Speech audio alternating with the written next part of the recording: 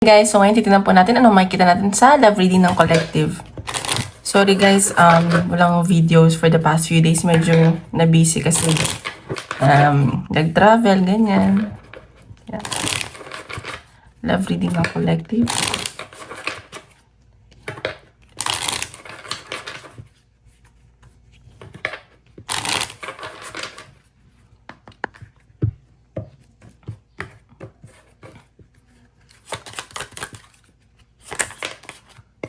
Okay, desire. So, nakikita ko, kung may kakanak man kayo ngayon, gusto niyo isa't isa, andun yung desire sa isa't isa, very passionate kayo, very fiery, and nafe-feel ko na may intense kayong connection, at nafe-feel nyo din naman yun.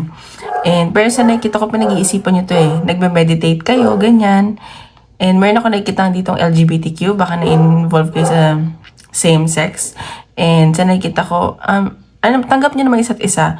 Siguro nangangapa kayo, baka nag-explore kayo sa nararamdaman nyo ba, feeling nyo first time nyo maramdaman yung ganitong bagay, and napapanaginipan nyo sila, and parang naisip nyo sila bago matulog, ganyan, and tinitingnan nyo kung mapagkakatiwalaan nyo sila. Ayan may masaya kayo pag nagkakapag-usap kayo, nagkakasama kayo, masaya kayo sa isa't isa, ganun yung nakikita ko.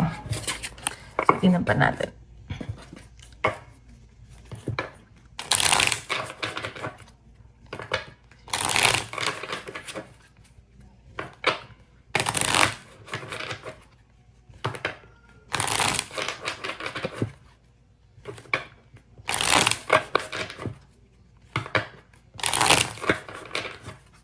Guys, paalala lang po hindi po lahat tayo makaka-resonate. So, take what resonate and leave what doesn't. And kung gusto nyo pa-private reading, message nyo lang ako sa Facebook or Instagram, nasa description box below. And don't forget to hit like and subscribe para po updated kayo sa videos na i-upload ko, okay? Ayan, so nakikita ko dito,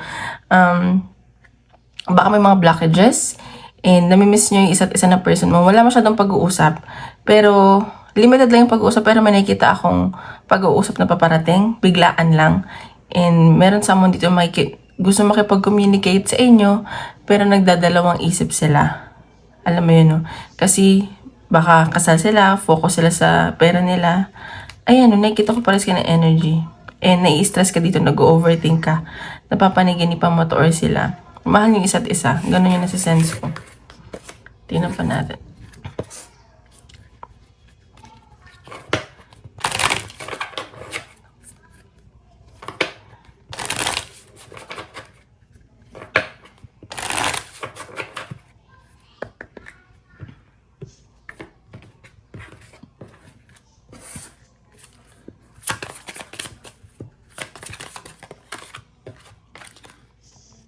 Ayan, so baka ka-deal nyo is mas matanda sa inyo and very matured itong taong to. Overthinker lang itong taong to, ambisyoso, ambisyosa, marami itong pangarap sa buhay. And sa nakikita ko, very practical itong taong to. Ayan may mga hesitations kayo sa connection na to. Diba natin? Reading ng collective.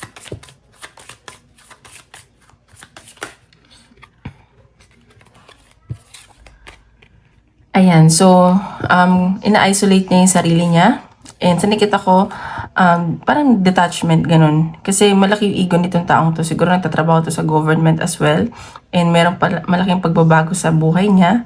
And very authoritative yung energy ng person na to. Ganun. So, malungkot tong taong to. So, ikaw yung nagpapasaya sa kanya.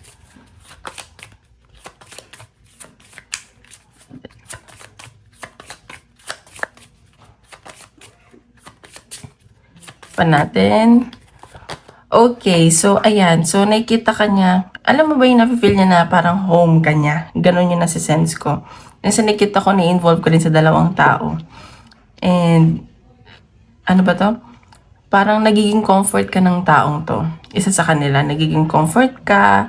And alam mo yung nagiging okay siya, yung pakiramdam niya. At feeling, na napapasaya mo siya. And maswerte siya na nakilala ka niya. And may nakikita akong parating na message, matutuwa ka dito. Sobrang mabilisan. And very energetic tong tao to. So, maybe fire sign ng kadil mo, Aries, Leo, and Sagittarius. or isa yan sa mga big six nila. Ang sa nakikita ko, natututo ka isa't isa. Marami kayong natutunan sa isa't isa, especially siya. And yung baka kaibigan mo to, ayan isa sa group ninyo, isa sa mga friends mo, and loyal tong taong to sa'yo. Ayun positive outcome yung nakikita ko sa inyo sa connection nyo, napapasaya niya sa isa. So ayan, maging magkaibigan lang muna kayo, slow burn relationship, tingnan nyo kung saan papunta, ganyan. Huwag masyadong magmadali. So tingnan pa natin.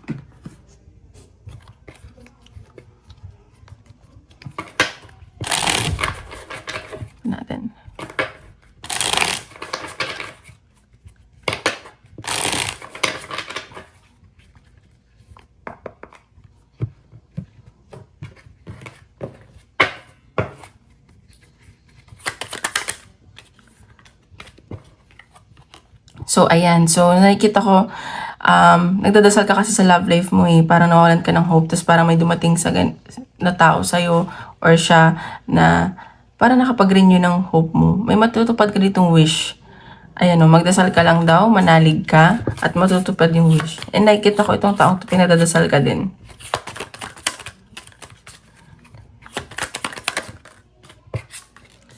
Ayan so, pero mag-ingat ka lang, ingat ka lang din sa taong to. Baka masaktan ka, ganyan. Mabigla ka masaktan, or siya, baka siya nag-iingat. Or mag-ingat kayo ngayon dahil alam mo yun, ang daming nangyayaring aksidente sa panahon ngayon. So, mag-ingat lang. Ayan, okay. Pero nakikita ko dito, magiging okay naman. May stability ako nakikita. And very harmonious yung magiging connection ng person mo. At tanggap niya isa't isa. Ayan, so baka lang to, humingi sa'yo ng tulong kasi hindi siya okay financially, or ikaw yung tumulong sa kanya nung time na down siya. Ayan friend mo talaga to, loyal tong taong to, honest. May nakikita akong blessing na paparating sa'yo, sa inyo. May wish fulfillment talaga.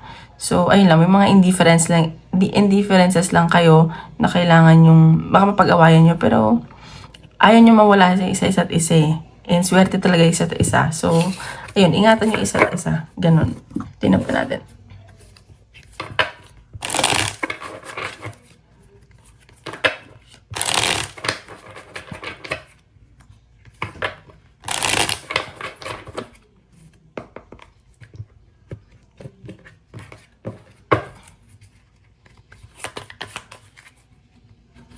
Oops.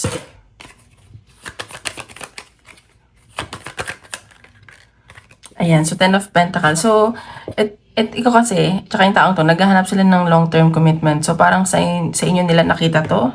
Nakita nyo sa isa't isa. And nakikita nyo na someone na family, ganyan. And maswerte kayo sa kaperahan and sa business. So, may paparating na swerte sa inyo. Magiging maayos yung kaperahan nyo in the next few days, few weeks, and few months. So, kung nag-worry kayo, huwag kayong mag-worry. Ayan, so may pag-aantay, may travel ako nakikita. Siguro, LDR kayo nitong taong to, nag-iisipan kayo. So, baka nga fire sign ang kadaling nyo.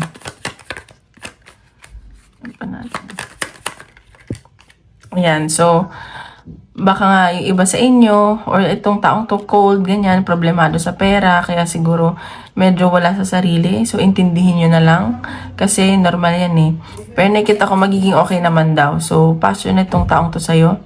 May victory at success ako nakikita sa'yo. Ayun may pag-aantay talaga. May abundance din na paparating. So, ingat lang. Baka may pregnancy. And may relocation.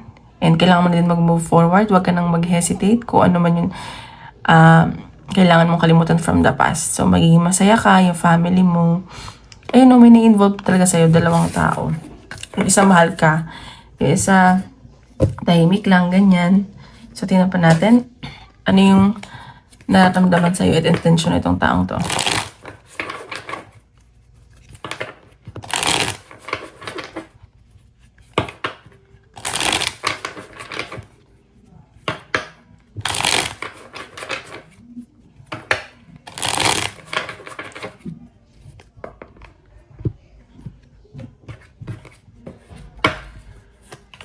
Okay, 8 of Wands. So, ayan, may paparating na communication, travel, and nakikita ko masaya tong taong to. Gusto nyo ikaw lagi kausap, and baka mag-communicate to sa'yo, mabigla ka ganyan.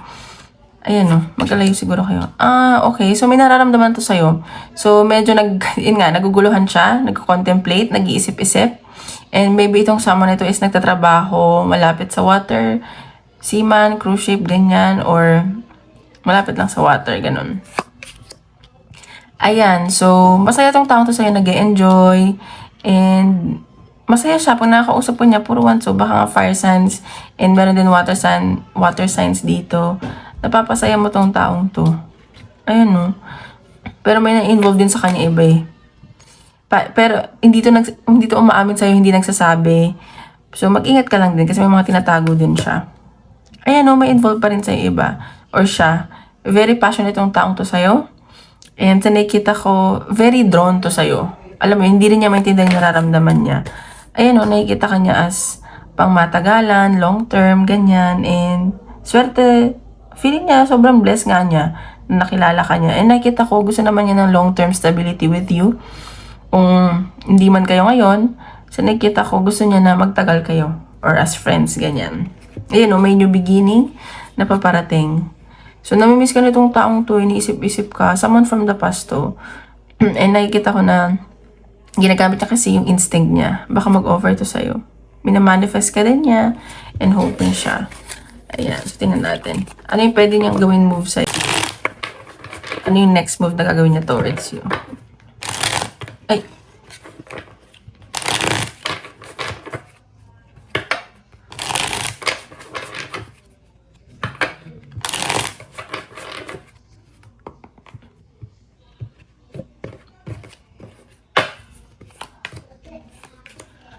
Okay, sa nakikita ko, magiging obsessed tong taong to sa'yo. So, yun yung toxicity na nakikita ko.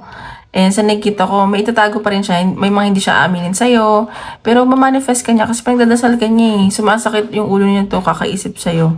May celebration ako nakikita. Baka magkita kayo, magkaroon ng bonding, ganyan. And namimiss ka talaga niya. So, ayan. Medyo isolated lang tong taong to kasi busy sa work, sobrang stress, ganyan. Maraming iniisip. So, ayan. Baka mag-offer to. Pero paunti-unti. Gusto talaga yung stability. Mabagal lang yung taong to, magabagal lang yung pagkilo. So, ingat ka lang baka ma-involve ka sa third party. Pero magsisimula kayo as friends. Yung dating, ganyan. Ayan no. May nabubuong nararamdaman sa itong taong to. Hindi pa natin. Ano pa yung dapat mong malaman sa person mo?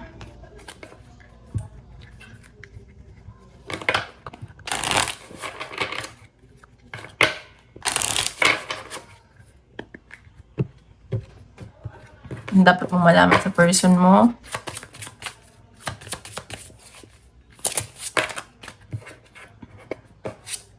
Commitment. Things are getting serious. So, itong taong to, vina-value niya ang commitment. So, makipag-commit sa'yo to in the future.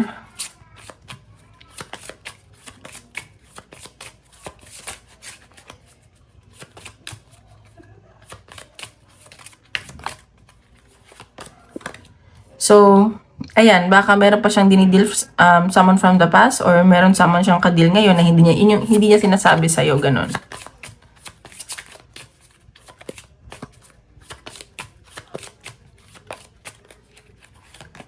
And confession. So, may aaminin sa yung taong to. Baka aminin niya na may kadil siya or aamin siya ng nararamdaman sa'yo. Basta may ko-confess siya. Sabi ko na kadil mo is baka fire sign, Aries, Leo, and Sagittarius. So, baka nasa honeymoon stage pa kayo. Alam mo yung sobrang sweet pa, natutuwa pa kayo, ganyan. And nasa your luck is on your side. So, ayan. Tingnan pa natin. Pa natin dapat malaman sa connection nyo.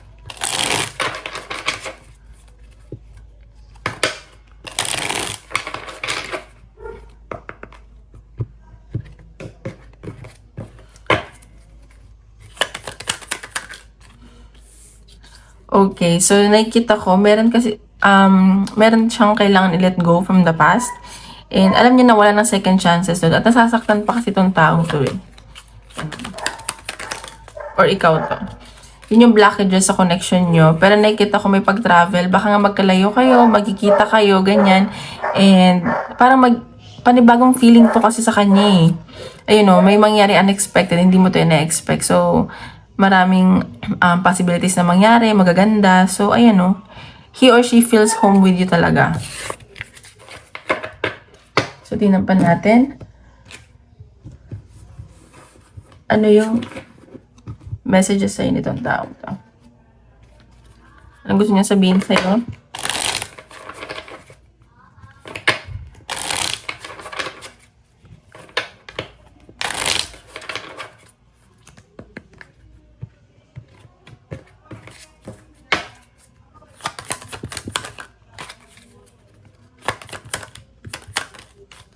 I replay our conversations over and over. So, ayan.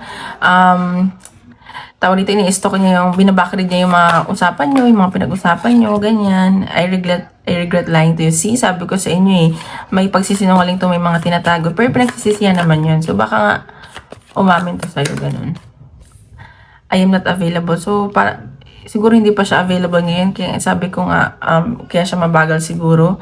And I lost myself for a little while. So, naguguluhan to sa nararamdaman niya. Ganun yun sa sense ko. So, tingnan pa natin ano yung possible outcome nitong connection nyo.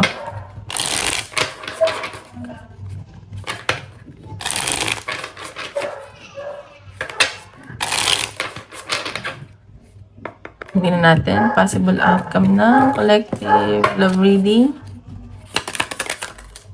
Okay, 3 of Wands. So, meron, may pag-aantay talaga.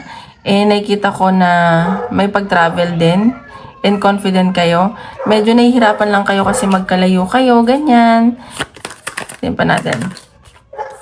8 of Swords. So, nagiging stuck kasi kayo dito sa connection na to. Pero may nakita kong happiness.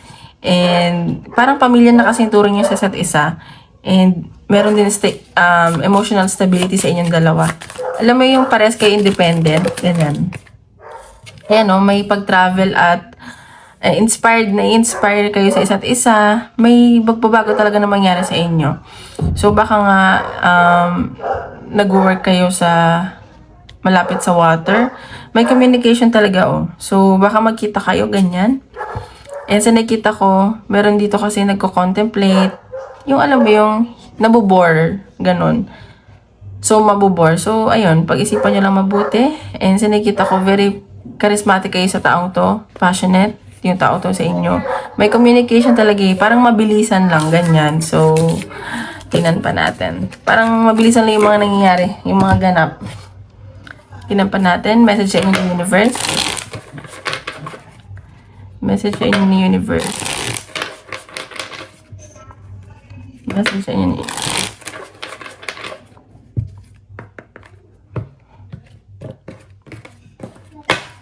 Message sa inyo ng universe.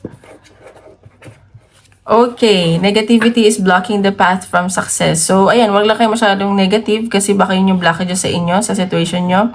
And this situation will result in good karma. So, magiging okay naman daw. So, siguro, nasaktan ka na from the past. Ngayon, ibibigay na sa universe kung ano nararapat sa'yo. Okay, messages ni universe. Messages ni universe.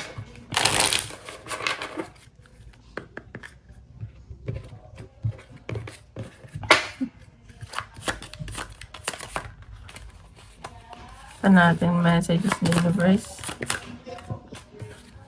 Okay, it's a lesson in surrender and trust. So, kailangan mo matutunan mag-surrender at magtiwala sa universe. And it is a great reminder to be grateful for what you do have. So, ayan, maging grateful ka daw kung anong meron ka.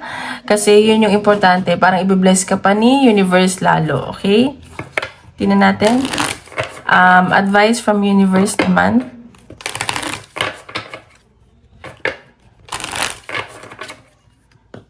Advice ni universe sa inyo. Yan. Advice ni universe sa inyo. Okay.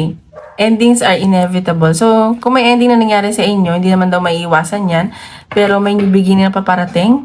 Sa nakita ko magiging masaya kayo, maraming blessings na paparating sa inyo. Kung medyo malungkot kayo ngayon, huwag na kayo mag-alala kasi lahat na nangyayari ay may kapalit na maganda. Ayan o, surround yourself with love. So, just surround yourself with people na puro positive lang, ganyan. Para yun din ang hihila sa inyo pataas. Okay, isip kayo ng tanong. Testin natin kung ano ang sagot ni universe. Tingnan natin. Isip kayo ng tanong.